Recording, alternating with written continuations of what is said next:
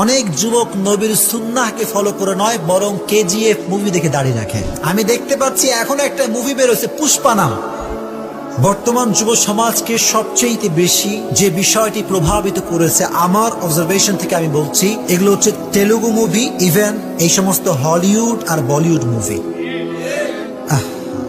আমি তোমাদেরকে বলছি, শোনো, আমি তোমাদের ভাই হিসেবে বলছি, যখন তোমরা এই সমস্ত মুভিগুলো মোবাইল ফোনে দেখো, এটা হচ্ছে ভার্চুয়াল লাইফ।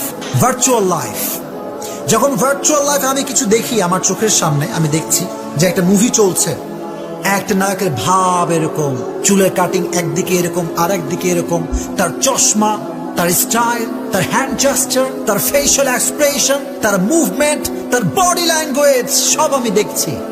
কিন্তু আমি আসলে বুঝতে পারছি না এগুলো দেখার কারণে অটোমেটিক্যালি এইটা আমার ভেতরে ডেভেলপ হচ্ছে ছিল এখন, ঠিক কিনা? আস্তে আস্তে হচ্ছে। একটা যুবক যখন একটা মুভি দেখে, তো নায়ককে দেখে, নায়ক কি স্টাইলে কথা বলছে, তো যখন যুবকের মুভি দেখা শেষ, যখন সে তার রিয়েল লাইফে আসে, বাস্তবিক জীবনে যখন সে আসে, তখন সে বন্ধুর সঙ্গে যখন কথা বলে, ওই নায়কের মতো স্টাইল করে কথা বলতে চায়। কথা বাস্তব। ইভেন ওই নায়ককে যেমন করে ডায়লগ দেয়, যেমন করে তাকায়, তার লুকিং স্টাইল, ওই যুবকটা বাস্তবিক জীবনে ওই রকম ভাব নেওয়ার চেষ্টা করে। নায়কের একটু নায়ক নায়ক লাগে, আর ওরে লাগে সম্পূর্ণ ল্যাংটা চিল্লা, এখন ঠিক কিনা? বোঝে না আসলে এই সমস্ত মুভিগুলো যুব সমাজের অ্যাটিটিউড, চাল চলন সবকিছু পরিবর্তন করে দেয়, ঠিক কিনা বলেন? পরিবর্তন করে দেয়। আমি তোমাদেরকে অ্যালার্ট করছি এই কথা বলে, আল মারউ মা মান আহাব্বা, জিসকে সাথ জিসকি মুহাব্বত উসকে সাথ উসকে কিয়ামত, ঠিক কিনা বলেন? মেসিরে ভালোবাসবা, মেসির সঙ্গে কিয়ামত উঠবা, আর মেসির সঙ্গে কিয়ামত হইলে কনফার্ম জান্নাতি।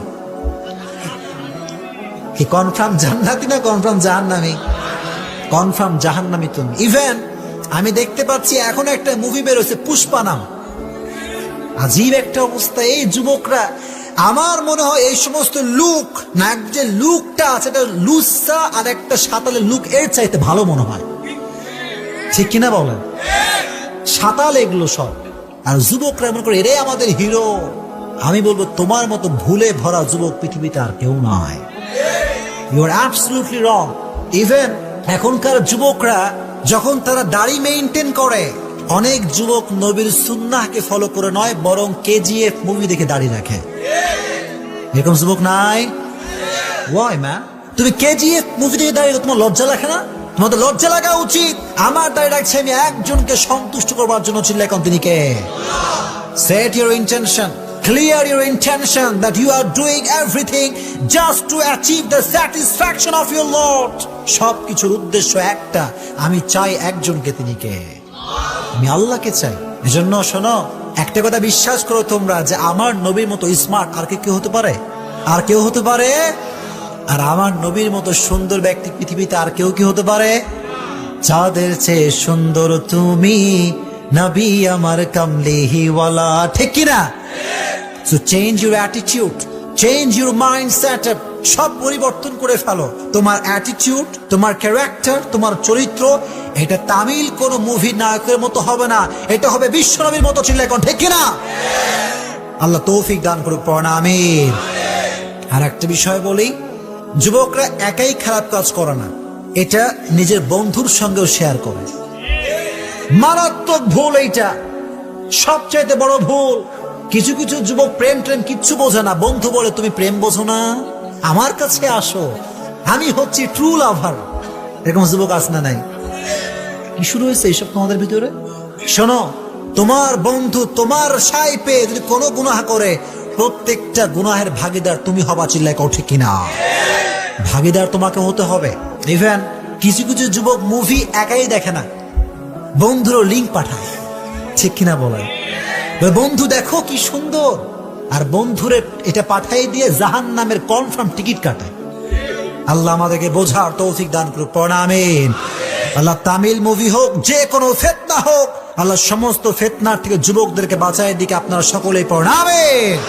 ওয়ালা তামুতুন্না ইল্লা ওয়া আনতুম মুসলিমুন, do not die except as a Muslim, প্রকৃত পক্ষের মুসলমান না হয়ে কবরে যাব না, ইনশাআল্লাহ পড়া। আল্লাহ সবাইকে কথাগুলো মানা এবং বোঝার তৌফিক দান করুক, পড়া আমিন। আপনারা কি বিরক্ত হয়ে গেছেন প্রিয় ভাইরা? রাগটা করছেন আপনারা? আমি কি একটা কথা অবাস্তব বলেছি? কতক্ষণ বলছি? আমি জানি ট্রেন্ড ইস্যু নিয়ে কথা বললে কারো কারো গায়ে একটু চুলকানি শুরু হয়ে যায়, ঠিক কিনা? বলে হুজুর সাহেব কিচ্ছা কাহিনী বাদ হয়ে গেল, আপনি কোথায় চলে গেলেন? আমি বলি এখানে আছি বলেই বাংলাদেশ টিকে আছে। এটাই টিকে আছে বাংলাদেশ, কারণ একটা হুজুর তো থাকতে হবে যে যুবকদেরকে বুঝবে, যুবকের সমস্যা বুঝবে, ঠিক কিনা বলেন? বুঝতে হবে যুবকদের সমস্যা।